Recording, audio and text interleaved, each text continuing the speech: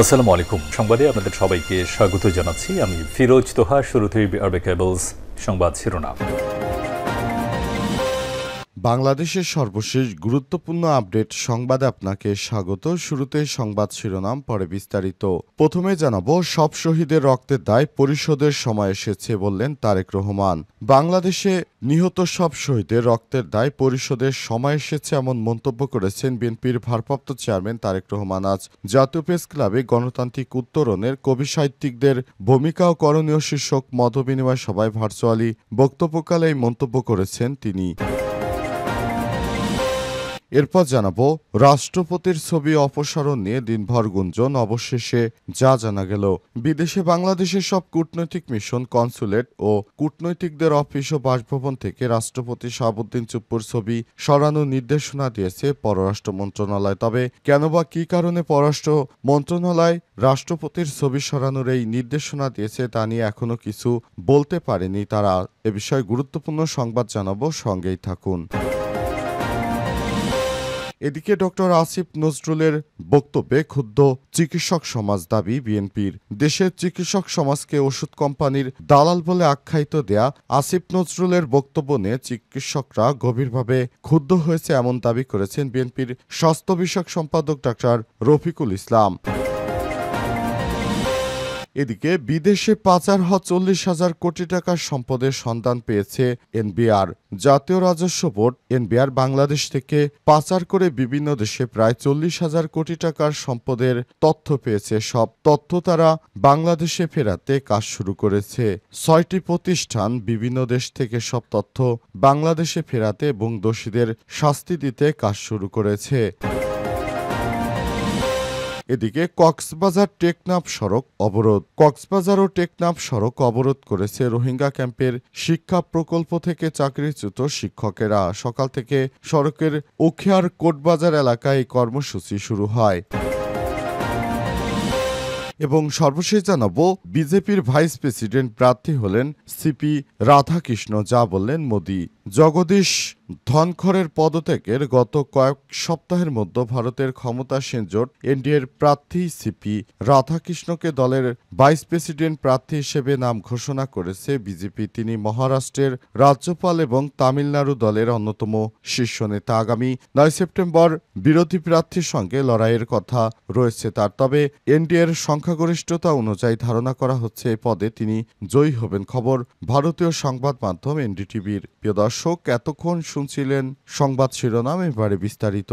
তবে তার আগে বন্ধুরা, অনুরোধ থাকবে এই সংবাদটিতে একটি লাইক দিন। এই চ্যানেলে আপনি নতুন হয়ে থাকলে আমাদের সংবাদটি দেখতে দেখতে চ্যানেলটি সাবস্ক্রাইব করে রাখুন। কমেন্ট করে বন্ধুরা আপনার মূল্যবান মতামত জানিয়ে দিন আপনি বিশ্বের কোন দেশ থেকে বা বাংলাদেশের কোন স্থান থেকে আমাদের সংবাদটি দেখছেন এবং শুনছেন। আর বন্ধুরা, এই সংবাদটি আপনার সোশ্যাল মিডিয়া ফেসবুকে শেয়ার করে বন্ধুদেরও দেখার সুযোগ করে দিন। কমেন্টে আপনার মূল্যবান মতামত জানিয়ে দিন। এবারে বিস্তারিত। সব শহীদদের রক্তের দায় পরিশোধের সময় এসেছে বললেন তারেক রহমান।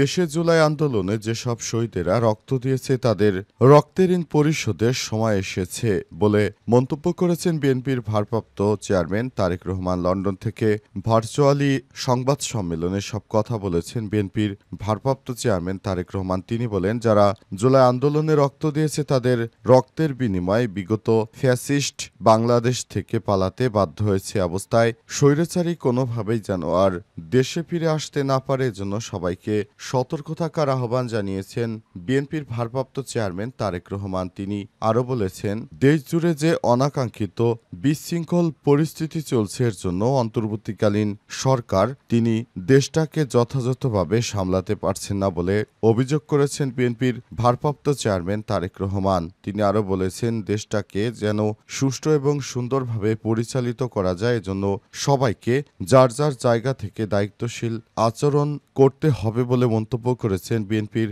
ভারপ্রাপ্ত চেয়ারম্যান তারেক রহমান। তিনি বলেছেন, নেতাকর্মীদের সবাইকে দলবদ্ধভাবে এবং সংগঠিত থাকতে হবে যাতে করে আগামীর বাংলাদেশে আর কোনো স্বৈরাচার ফেরত আসতে না পারে বলেও মন্তব্য করেছেন বিএনপির ভারপ্রাপ্ত চেয়ারম্যান তারেক রহমান।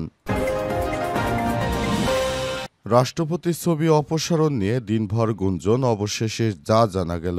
বিদেশে বাংলাদেশের সব কূটনৈতিক মিশন, কনসুলেট, কূটনৈতিকদের অফিস ও বাসভবন থেকে রাষ্ট্রপতি শাহাবুদ্দিন চুপ্পুর ছবি সরানোর নির্দেশনা দিয়েছে পররাষ্ট্র মন্ত্রণালয়। তবে কেন বা কী কারণে রাষ্ট্রপতির ছবি সরানো হয়েছে এই নির্দেশনা তা স্পষ্ট করে কেউ কিছু বলতে পারেনি। কিছু দূতাবাসের কথা বলে জানা গেছে, কোনো দূতাবাস সরকারিভাবে মৌখিক নির্দেশনা পেয়েছেন, কিন্তু কোনো দূতাবাস এখনো নির্দেশনা পায়নি। এমন নির্দেশনা দেওয়া হয়েছিল লন্ডনে বাংলাদেশের হাই কমিশনেও। লন্ডনের হাই কমিশন সূত্র থেকে জানা গেছে, মন্ত্রণালয়ের এই নির্দেশনা পাওয়ার পরই লন্ডনের হাই কমিশনে থাকা রাষ্ট্রপতি মোহাম্মদ শাহাবুদ্দিনের ছবি গতরাতেই সরিয়ে ফেলা হয়েছে। ইউরোপ, মধ্যপ্রাচ্য ও দক্ষিণ এশিয়ার অন্তত 5টি দূতাবাসে কর্মকর্তাদের সঙ্গে কথা বলে জানা গেছে, সরকার মৌখিক নির্দেশনা পেয়ে দূতাবাস থেকে রাষ্ট্রপতির ছবি সরিয়ে ফেলা হয়েছে। তবে এ নিয়ে আনুষ্ঠানিক মন্তব্য জানতে পররাষ্ট্র মন্ত্রণালয়ের ঊর্ধ্বতন একাধিক কর্মকর্তার সঙ্গে টেলিফোনে যোগাযোগ করা হলে তারা কেউ এ বিষয়ে মন্তব্য করতে রাজি হননি। সাবেক সচিব একেএম আব্দুল্লাহ আল মজুমদার বলেছেন, বিগত সরকারের সময়ে আইন অনুযায়ী শুধুমাত্র শেখ মুজিবুর রহমানের ছবি ব্যবহারের নিয়ম ছিল, রাষ্ট্রপতির ছবি রাখার কোনো আইন ছিল না। এরপরও যদি কোনো অফিসে সেটা ব্যবহার হয়ে থাকে এই সরকারের সময়, তাহলে সরকারের উচিত ছিল লুকোচুরি না করে লিখিতভাবে নির্দেশনা জারি করা।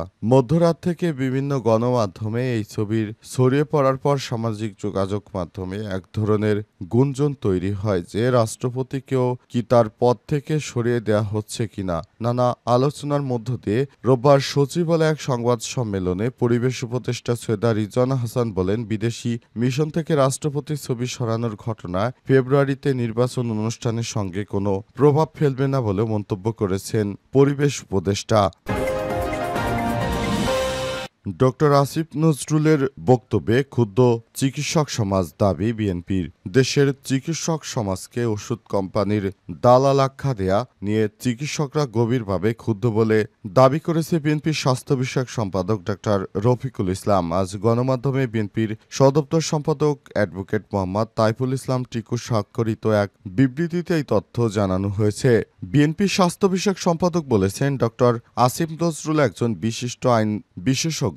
বিভিন্ন সময় তার বিভিন্ন বক্তব্য সমাজে ইতিবাচক পরিবর্তনে ভূমিকা রেখেছে, যা প্রায় সকলের কাছেই প্রশংসনীয়। অনেক সময় তার বক্তব্যের অতিরঞ্জন একই সঙ্গে বিভ্রান্তি এবং উদ্বেগের জন্ম দেয়। সরকারের গুরুত্বপূর্ণ কাজ হলো সমাজের সকল গোষ্ঠীর মধ্যে ভ্রাতৃত্ব বন্ধনের মাধ্যমে দেশকে এগিয়ে নিয়ে যাওয়া, কিন্তু তার উল্টো কাজটি হলো Bangladesh private hospital, clinic and diagnostic owners অ্যাসোসিয়েশনের বার্ষিক সভায় প্রধান অতিথির বক্তব্যের মাধ্যমে তিনি আরো বলেছেন, দেশব্যাপী কর্মরত চিকিৎসক সমাজের প্রতি আইনজীবী ডক্টর আসিফ নজরুল কর্তৃক প্রদত্ত কিছু বক্তব্য গোটা চিকিৎসক সমাজের মধ্যে ক্ষোভের সৃষ্টি হয়েছে। তিনি ঢালাভাবে চিকিৎসকদের ওষুধ কোম্পানির দালাল বলে আখ্যায়িত করেছেন, যা কোনোভাবেই গ্রহণযোগ্য নয়। এমন তিনি দায়িত্বপূর্ণ একটি পদে থেকে এই ধরনের বিভ্রান্তিমূলক কথাবার্তা বলার কারণে সবাই তার প্রতি মনক্ষুণ্ণ হয়েছে।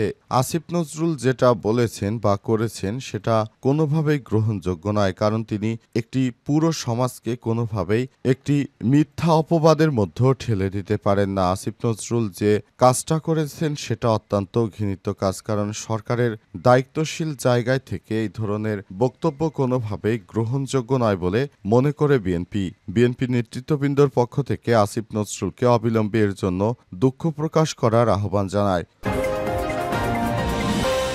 বিদেশে পাচার হওয়া 40,000 কোটি টাকা সম্পদের সন্ধান পাওয়া গেছে। এর মধ্যে বাংলাদেশ থেকে পাচার হয়েছে মধ্যপ্রাচ্যে, ইউকে, ইউরোপ এবং আমেরিকায়। বাংলাদেশ থেকে অর্থ পাচার করে বিভিন্ন দেশে প্রায় 40,000 কোটি টাকার সম্পদ গড়ে তোলার তথ্য পেয়েছে জাতীয় রাজস্ব বোর্ড। এনবিআর এর কেন্দ্রীয় গোয়েন্দা সেল সিআইসি চলতি বছরের জানুয়ারি থেকে এখন পর্যন্ত 5টি দেশের 60টি শহরে অনুসন্ধান চালিয়ে সেই তথ্য পাওয়া গেছে। বিষয়টি প্রধান উপদেষ্টা উপদেষ্টা অধ্যাপক ডক্টর মোহাম্মদ ইউনূসকে জানিয়েছেন সিআইসির মহাপরিচালক আহসান হাবিব। আজ রাষ্ট্রীয় অতিথি ভবন যমুনায় এনবিআর চেয়ারম্যান মোহাম্মদ আব্দুর রহমান খান ও সিআইসির মহাপরিচালক আহসান হাবিব প্রধান উপদেষ্টার কাছে সব তথ্য উপস্থাপন করেছে। প্রধান উপদেষ্টার প্রেস উইং থেকে পাঠানো বিজ্ঞপ্তিতে জানানো হয়েছে ৯টি দেশে ৩৫২টি বিদেশি পাসপোর্টের খোঁজ মিলেছে অনুসন্ধানে। টাকার বিনিময়ে অর্জিত এসব পাসপোর্ট সংগ্রহ করেছে কিছু বাংলাদেশি। দেশগুলো হলো Antigua and Barbuda, Austria, Dominica, Grenada, Saint Kitts and Nevis, North Macedonia, Malta, Saint Lucia এবং তুরস্ক। সিআইসির মহাপরিচালক আহসান হাবিব আরও জানান, এখন পর্যন্ত ব্যক্তি ও পরিবারের নামে পাচারকৃত অর্থে গড়ে তোলা ৩৪৬টি সম্পদের সন্ধান পাওয়া গেছে। এটি কেবল অনুসন্ধানের আংশিক চিত্রে। সব সম্পদ বাজেয়াপ্ত করে বাংলাদেশের অনুকূলে ফিরে আনা এবং জড়িতদের শাস্তি নিশ্চিতে কাজ চলছে। ৬টিরও বেশি আন্তর্জাতিক সংস্থা এই প্রক্রিয়ায় বাংলাদেশকে সহযোগিতা করছে বলেও জানান তিনি। শেখ হাসিনার সময় মূলত সব সম্পদ বিদেশে পাচার করেছিল একটি দুষ্ট চক্র। সব চক্রের সদস্যদেরকে আটক করে ইতিমধ্যেই দেশে আনার প্রক্রিয়া চলছে বলেও জানান তিনি।